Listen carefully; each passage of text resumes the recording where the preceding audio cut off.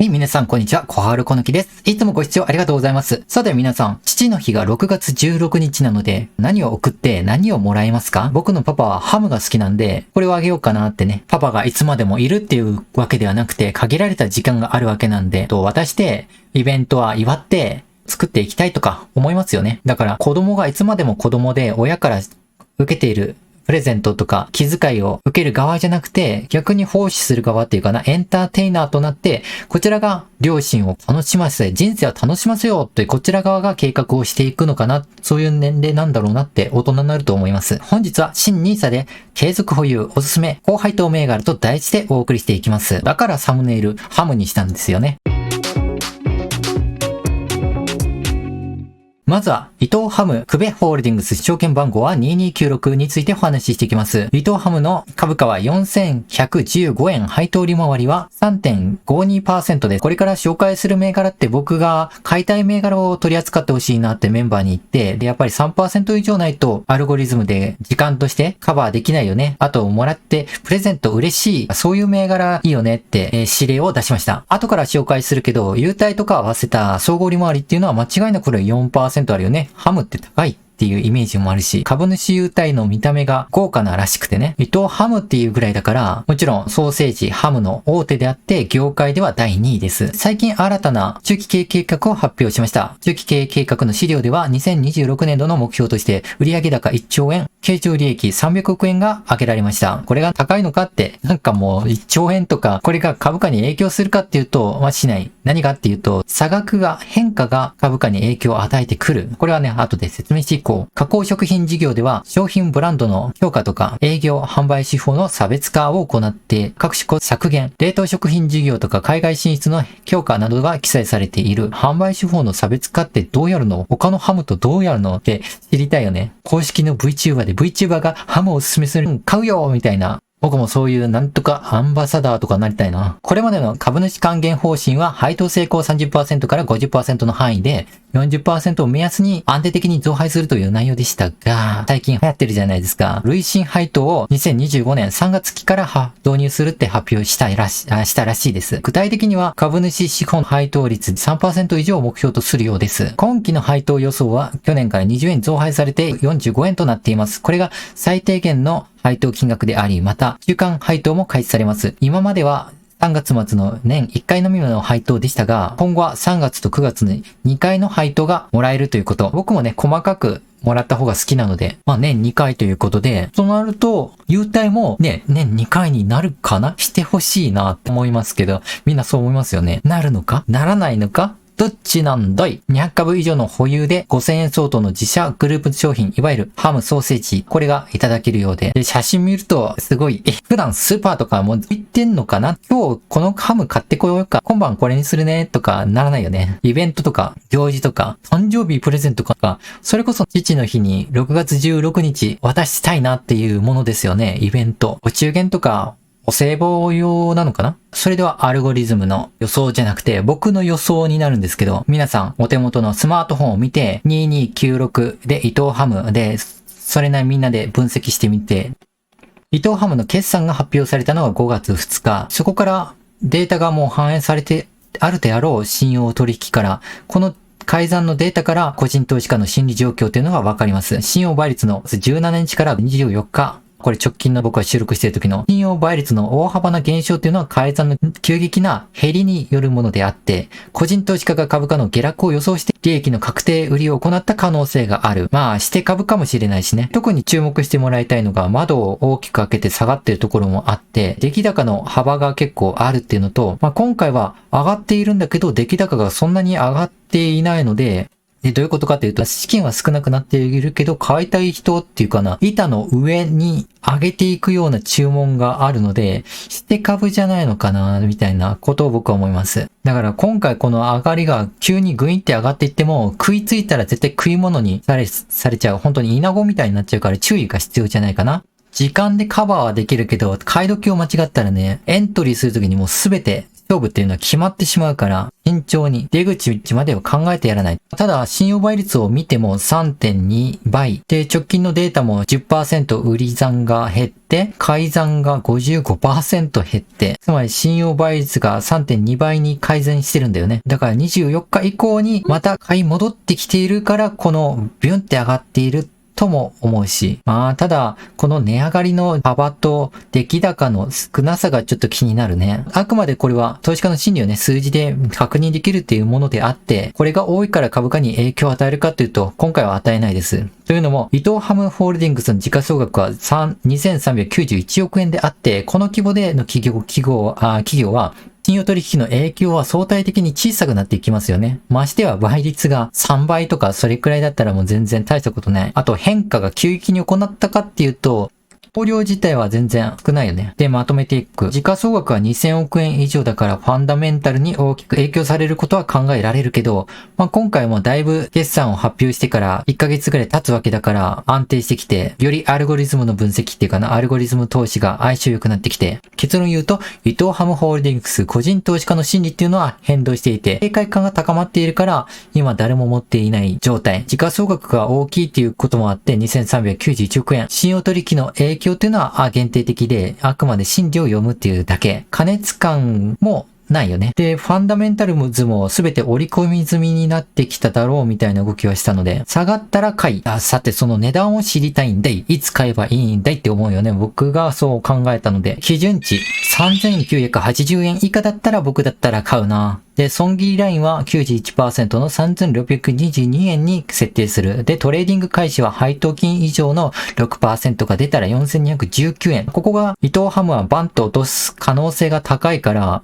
ちゃんとここはセットしとかないと、振り落とされて、含み損次上がるまで2ヶ月かかる。その期間、資金何も仕事してないっていうと、投資家としては、まだまだ未熟っていう感じですね。利益の幅、てっぺんから 3.3% 下落した、その幅が139円下落したら利益確定っていう感じ。上限って今回のアラーム設定4300円一応やってるけど、これは上がったんだって見過ごす程度でいいです。問題はこの下限値。そもそもアルゴリズム設定って注文してからやるものなので、ずっと40万円購読すると、僕みたいにね、資金が700万円とか少ないと、買いたい株いくつかあってね。で、条件によって全部注文できないじゃないですか。だから、アラーム設定をやってから、注文一番勝率が高い、割安な、これから上がりそう、持っててもいい、みたいな銘柄を持つ。で、その加減の設定が、ここが一番大事。4140円。ここですね。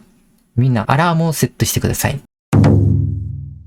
次の銘柄行きましょう。証券コード8593。三菱 HC キャピタルについてお話ししていきます。この会社配当利回りは 3.95% とかなり高い水準です。持ってていいよね。だから、個人年金としていっぱい持ってる人が多いんじゃないかな。僕は優待もらいたいし、何の会社かわかんないので持ってないけどね。なんでこの会社を取り上げたのか。それは24年間増配している実績と中期経営計画の数値の目標が良かったからっていう。三菱 HC キャピタルは2000年度から24年連続で増配を続けていて、国内企業の連続増配のランキングで第3位となっているし、ちなみに第1位は花王。みんなご存知の通りですね。言わずもがな、花王。34年連続で増配を続けている。で、この10年で配当っていうのは8円から37円に 4.6 倍に増加している。皆さんこれお分かりいただけたでしょうか？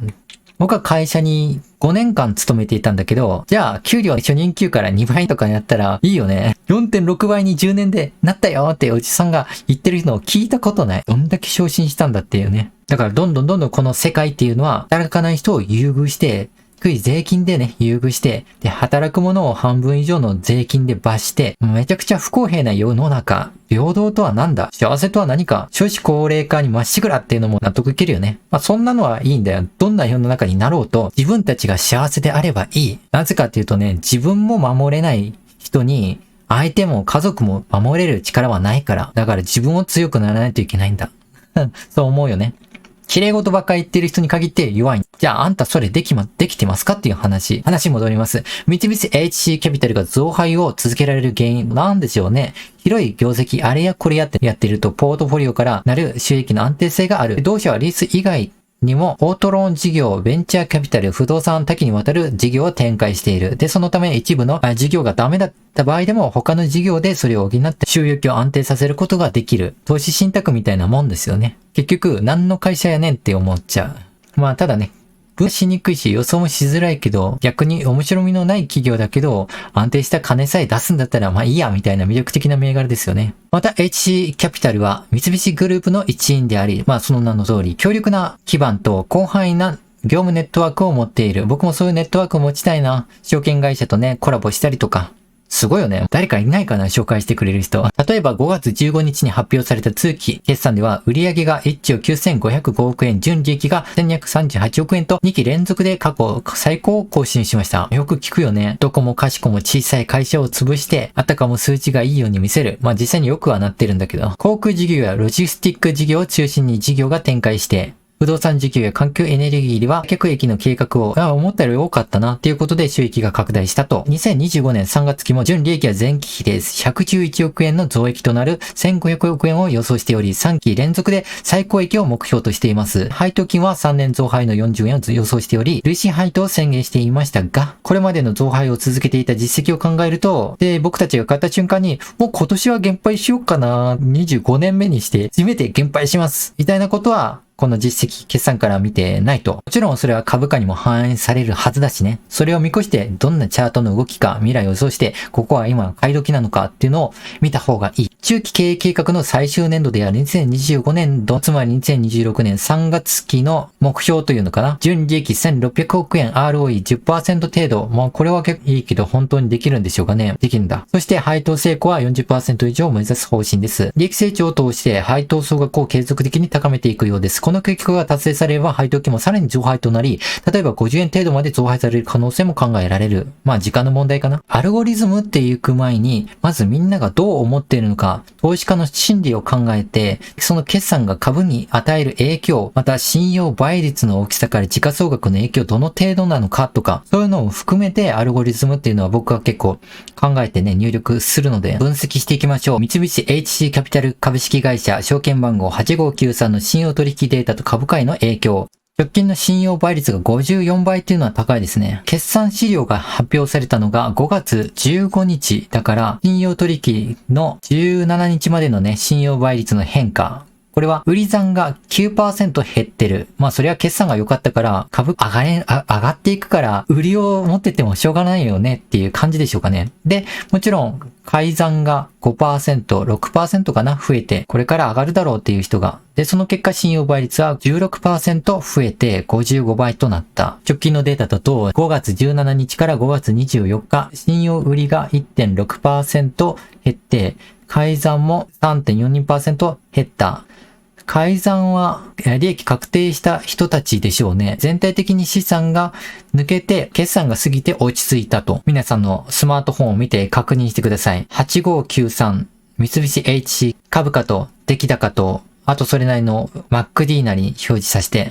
さらにこの時価総額が2兆円を超えているから信用取引が56倍あったとはいえ限定的な影響力です。みんながどう思っているかは参考にはなるっていうね。で、時価総額が非常に大きく安定しているため、機関投資家の売買の対象となるのかかなり倍高いですね。アルゴリズム設定に行きます。アラーム設定は上限が1060円で下が1003円。上限に関してはもうこれ上がっていったらどのような動きになるのかもう予想できないので買わない方がいいかなと。そして下限は1003円。これは逆に予想しないアクシデントっていうのかな。まあこちらからすると棚からボタン持ち。なので間違いなく買った方がいいなと。現時点でとりあえず買いたいけど急いじゃダメだし、価格別ボリュームバンドを見ても結構割高に留まっていると思うんですよ。指標とかは差し置いて買った人たちが実際に高いと感じていると僕は思うし、数字で見てわかる。じゃあいくらだったら買ったらいいかっていうと僕だったら1009円だったら買ってもいいな。その損切りラインは 91%、918円。で、トレーディングは 106% の利益が出た1070円。で、そのピークから 3.3%、35円下落したら利益確定と。これは比較的に時価総額は2兆円あって、動きが安定して時価総額のそういう騙しとかも使わないっていうか見受けられないので初心者に優しい銘柄だから NISA でも買いやすいのではないかなって僕もお勧めできるやつですね。今回は長期で持てる銘柄をピックアップしました。というのも、僕のね、やってる手法っていうのは時間でカバーできる。配当金と優待を含めて 3% 以上のやつ。これしか今後紹介したくないな。手法が大きく変わらない限りはね。あとはプレゼントをもらうっていうのはお金以上に心が豊かになっていくので、皆さんもね、家族とか子供とかね、親がいたら、プレゼントを渡して喜ばせていきましょう。相手以上に自分が喜んでるっていうのは、感じますよね。さて、内容は以上となります。本編はね、これからも投資に関する様々な情報を発信していきます。今後も継続して見てたよっていう方は、ぜひチャンネル登録を押してお願いします。登録している人がほとんどだと思うけど、また、今回の動画がめっちゃ役に立った、参考になった、面白かったよっていう方は、高評価ボタンだけじゃなくてコメントもお願いします。今回のアルゴリズムって結構僕分析したのでコストかかってるんですよね。これで誰も見なかったら、いいや、じゃあ僕だけお金持ちになっていくよって思いますし、なんか言ったけど、何も反応なかったな。じゃあ言わなくていいやってなっちゃいますね。いやー、そんなこと言わないで、値段教えてほしいよっていう方はぜひコメントお願いします。最後に一瞬余談です。もうすぐね、僕が乗ってる車が車検なんですよね。中古で買ったんですけど、当時僕お金何もなくて残高10万円の時に白い N ボックスがいいなって営業マンにお願いしたんですよ。そしたら黒いムーブが来てね、全部違うじゃんっていらないよって営業マンに言ったら、もう西尾から持ってきちゃったよ。もう返すのか。参ったな、みたいな。じゃあ買います、みたいな。買ったらね、あれスペアキーないよないよってないんかい。なんだかんだ気に入ってますけど、今度買うときは僕は新車にします。はい。皆さんに質問です。皆さんはどんな車に乗っていますか？僕は一人しか乗らない、使わないから、残り3つの座席いらないなと思ってるんですよ。だから、大きいアルファードとか、ランドクルーザーとか、乗ってる人の気持ちがわかんないですよ。ドヤ顔っていうか、めっちゃお金持ったら乗りたい、僕も乗りたいけど、ついでに、乗ってる車もコメントいただければ、全然反応、車好きなんで。それでは皆さん、遊びも投資も全力でやっていきましょう。それでは、また次のね、動画でお会いしましょうね。バイバイ。